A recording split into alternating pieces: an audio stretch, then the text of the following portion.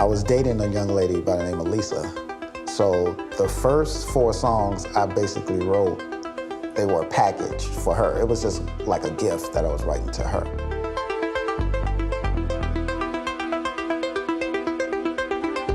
My friend Jose, who was a DJ at the time, he heard the songs that I did. And we're going back to Your Love, because Your Love, it was Your Love, this song called Waiting, I'm Gonna Make You Scream. They were all locked into one package because I went to Soto Sound in Evanston to record them. So it was like 4 together. I wound up playing Your Love for Jose, and he wanted to go back in and do a mix on it because he said, he was gonna play them at his parties because he was doing like house parties that he would play stuff in. So we went back into the studio. He wound up telling me later on he wanted to submit the song to Frankie. And, you know, Frankie had this mystique, and it was this thing about, well, you know, if Frankie didn't like your tape, he would like rip your tape up and stuff like that. That's what the streets were saying. I was like, no, don't take my thing to Frankie, he may not like it. But he did it, and he didn't tell me he did it until afterwards. That's how I met Frankie. It was through Jose. When we went in to do Your Love, when we finished it, because to me, it was never finished, because I would tell Frankie I never felt the song was finished. Not until recently, I would say within the last year, did I finally understand that the song was actually done. And when we went in, I added some more parts to it, and then to see how he stripped everything down to form the song that you hear now was just remarkable to me. That's a good partnership. Yeah, because nobody even knew who I was. When I got down to the power plant and when Frankie put on Your Love and he said, now just watch, that kind of like christened me into knowing that music was what I was supposed to do.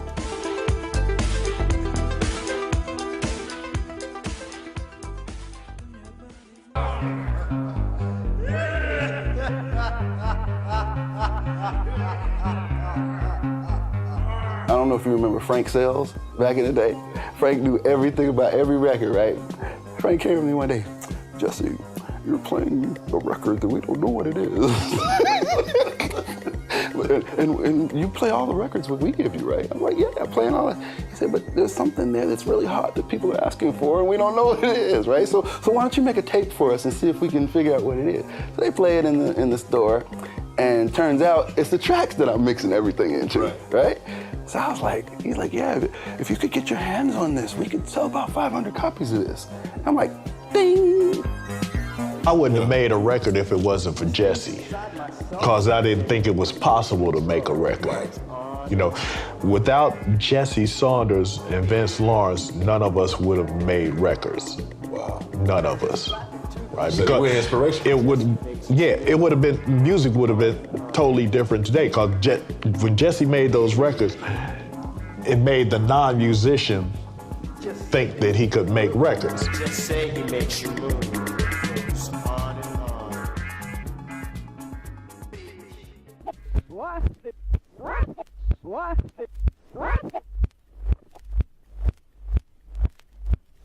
I was a regular at Ron Hardy's Music Box. And so I knew what was being played in all the underground clubs as well as the mainstream clubs.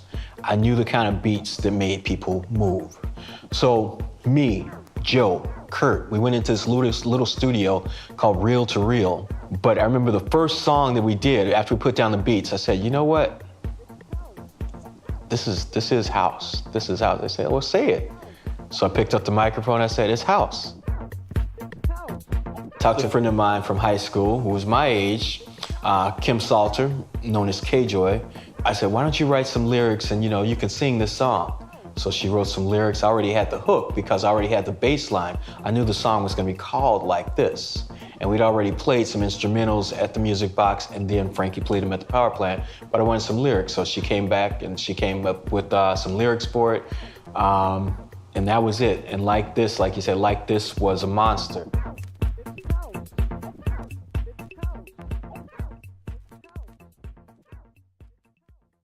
Take that body, baby. Music is the key. Mm-hmm. And that record was was at this time there was no real house music. There was, there was disco music. There was stuff that was, beat tracks and things like that. But they were all had their identity. There was no identity for house music. And I remember the Steve Hurley, who wrote that, and it's a masterpiece. I don't think anyone who's a DJ would deny that. But he came and brought in a tape, and I said, let's do something with this. And we took it into the studio.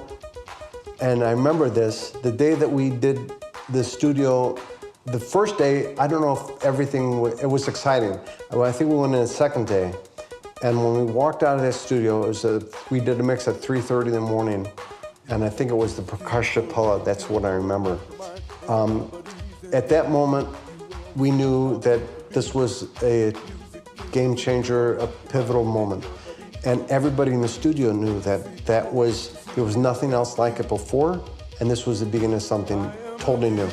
When that record came out, I think Prince and Madonna were the hottest two records out, or one of the hottest two records. I forget which ones they were, but I know that we replaced them for the sales and the few stories that had the access to that record.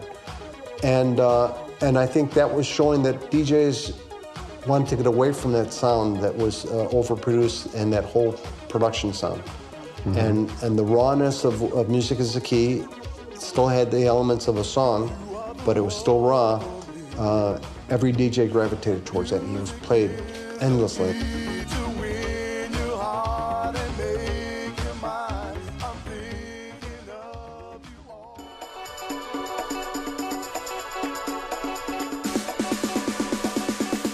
So I told you it was the best job in the world. Eddie would be working in the studio doing a track, and Tyree may walk past and say, you know what, that's hot, man, that's hot, but you should do the hi-hats like this. And then he'll program the hi-hats. Joe will walk past and say, you know what, that's nice, but something's missing with that bass line. Why don't you do it like this? And this will go on all day long in every studio. You'd have all these creative people. You'll have Paris Bridledge walk in and say, ooh, this hook would be perfect right here. This went on all day long. And then when everything was said and done, I would go downstairs and I would write. I was an engineer. Rocky didn't know that I could write. And one day he came in and he said, he heard me downstairs. And he was like, whose track is that? And I was like, it's mine. Yours? And next thing you know, I'm signing a contract, and thus Loftus was born.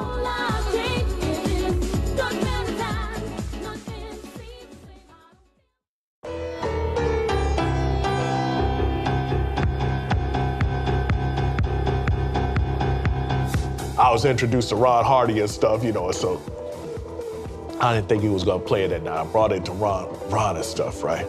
So I said, take it home, listen to it, you like it, Ron, listen to it in a headphone. Plays it 6 times in a row. Front to end, brings in a sound effects record while he rewinds it so he can play it again. 6 times in a row he played it. Yeah, I thought so. Right. This is a jam right here.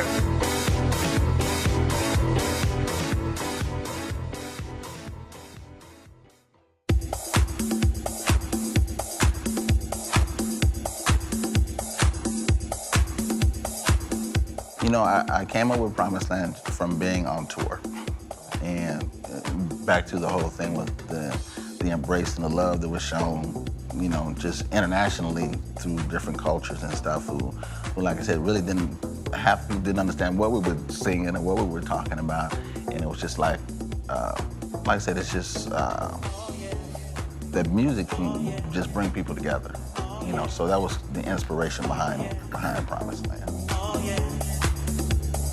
What the Style Council did was, the same day I released it domestically in the UK, let's say it came out at 9 o'clock in the morning, they released the cover version at like 3 p.m.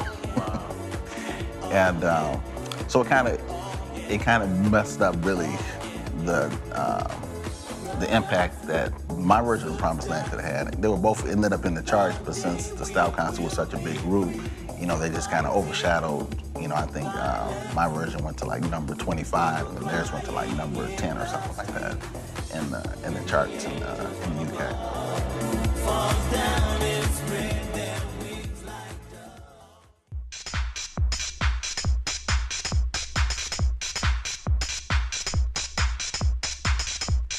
Ghetto House was basically an answer into what our situation was at that time.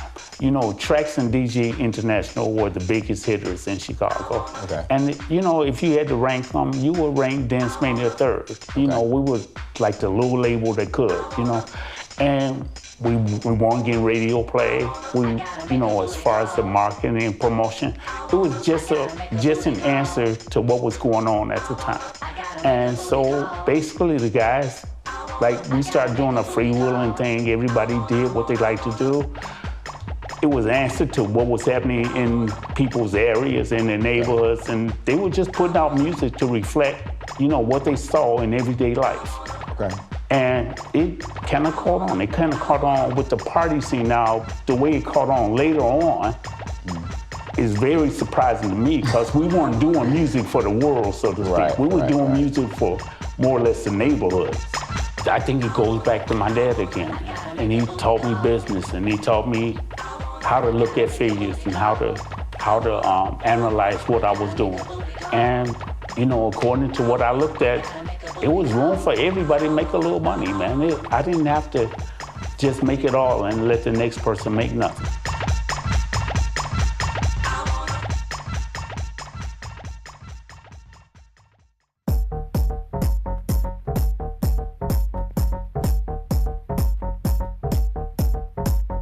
The funny thing about, you know, when you think about Ron and you think about Altered States and stuff, Ron was this little dude that would come in and look at records, have his pants sagging. It was just, I would be like, oh, it's that dude. I remember the Monday I was working at Imports Records that Ron Trent's career started. It was the Sunday before that was, I think it was AKA, Frankie played there, and he played Altered States the whole 14, 15 minutes. The very next day, every DJ that usually would shop on the weekend came in and they wanted to know what that record was. I started working with Ron, and we did a track, I think, on Prescription, under the Confusion Kids or something. I don't remember the name of the song, but we started working together. But more so than like just releasing songs,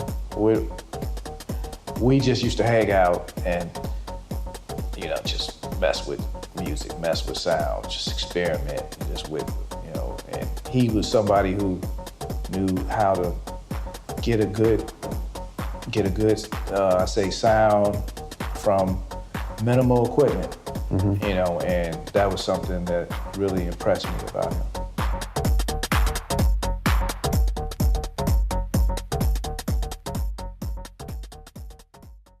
It's time for the percolator. It's time for the percolator. It's time for the percolator.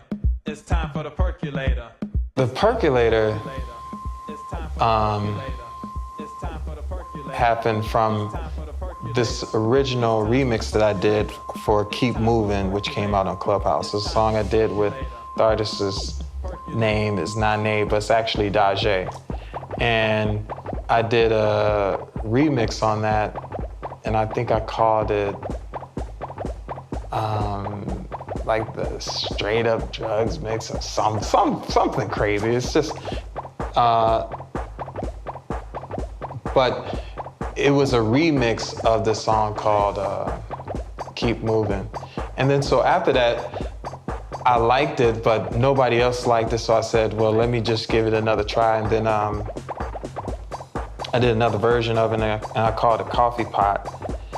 And that was on an EP. It must have been Underground's Goodies EP, but on that EP, there's a song called Chit Chat, and Chit Chat was doing very well at that time, and Tony Humphries was playing it on the radio in New York. And so from that EP doing well, we decided to just go ahead and remix it. And so I remixed all the songs that were on that EP. And so, of course, I remixed Chit Chat, and then I remixed a coffee pot and called it Percolator. When I walked in the studio, I was playing the track, and the guy was like, "Oh, that sounds like a percolator." I was like, "Oh, and it is time for a percolator."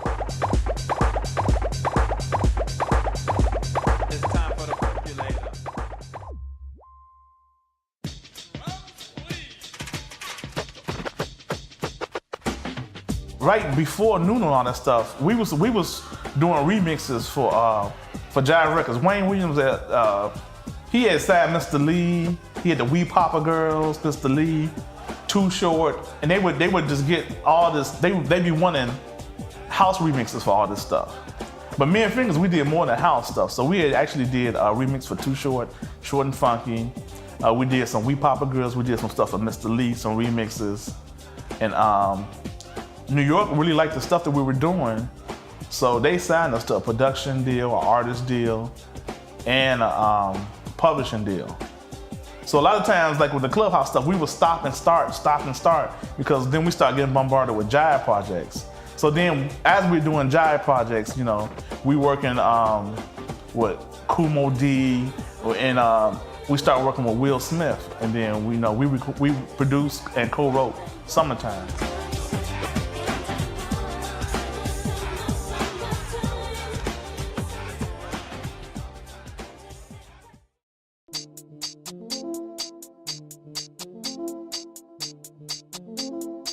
There was a bunch of press that came in from the UK, and they were interviewing myself and some of the other artists who were then on DJ International. I remember learning about how big it was in London. Shortly after that, I'm on a plane. I'm headed to Heathrow, and I'm playing at the Hippodrome in London. It's one of the biggest dance clubs in London, and in the world, as a matter of fact. And here I am playing music there. You know, here I am, this little young black kid from the south side of Chicago playing in London, England. I felt like I was Prince or Michael Jackson when I went on stage. I mean, they were just giving so much love and so much appreciation for the music. My first time in New York was pretty amazing. I remember the first club that we played at was the Latin Quarters, which was really more of a hip hop club, you know, but they embraced us. Except for the part when they introduced us as being from Chicago. But at the second club we went to, we didn't mention it, but we really didn't have to mention a lot because our music was already being played there. We had already been established. We were very fortunate to have the honor of playing there, to be invited by the man himself, Larry Levan. So when Larry asked us to come and play at the Paradise Garage, yeah, there was no way we were turning that down. And so, and what it said to me was that this is something, you know, way bigger than anybody really knows it is. Even the fact that we were going to countries where people didn't really speak English, and they just embraced the music because of the vibe behind the music, the feeling behind the music. And it was like, you know, wow, you know, music is really a universal language, and it doesn't really matter what you're saying, you know, it's the expression behind the music. I use the orchestration every chance I got. As a matter of fact, I was doing horns on 10 City, this black horn section called Grand Staff. And one of the lead trumpeter was a guy named Orbert Davis. And Orbert, he's now, you know, I got him to, you know, I said, wow, I want to use like Chicago Symphony Orchestra strings on my stuff. You know, you want to write down some string parts and stuff? She said, yeah, I can do it.